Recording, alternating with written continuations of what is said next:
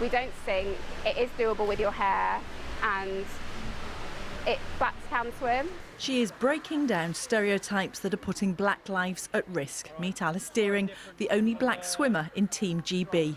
Little black girls, little black boys, I don't see why they'd want to get in the water when they can see basketball players, football players, and they look at swimming and they see a very white population and just think it's probably not the sport for me. Recent figures show that 95% of black adults and 80% of black children in England do not swim.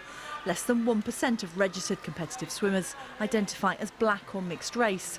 Today, a new charity backed by the major swimming organisations has been launched. Their aim to convince the black community to overcome their fears and get into the pool.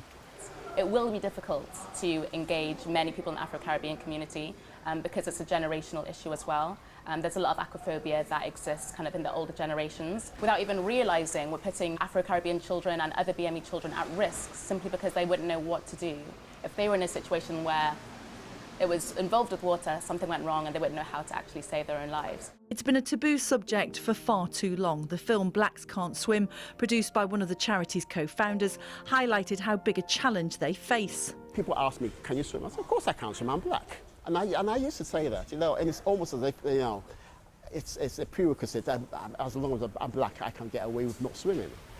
But we can't live like that. We have to change that perception. We have to change that narrative. And it's not just about attitudes. For many women, the damaging effects of chlorine on black hair has been enough to put them off for good. A new wrap designed by a mum determined to get her daughter swimming is already making a difference. Our hair is our image, and it's part of who we are.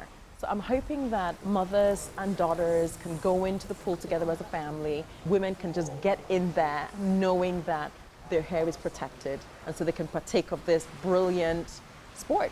Swimming is a life skill. The rates of drowning are higher in the BAME community. The Black Swimming Association is hoping to change that.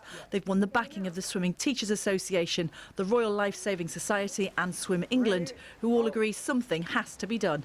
If they have more role models poolside, whether it's teachers, coaches, officials, volunteers, that are from BAME communities, then they will understand that it's more for people like them. And for us, there's a huge challenge there in terms of working with the Black Swimming Association, but we want to make that an opportunity and get that representation poolside. Number one, get ready. There are no quick fixes, and convincing the community won't be easy, but the BSA believe the time is now. This is the beginning of the end of the disproportionate amount of black people not swimming, black and ethnic people not swimming, because we've started now. We ain't going to stop until it's done. Angela Rafferty, BBC News.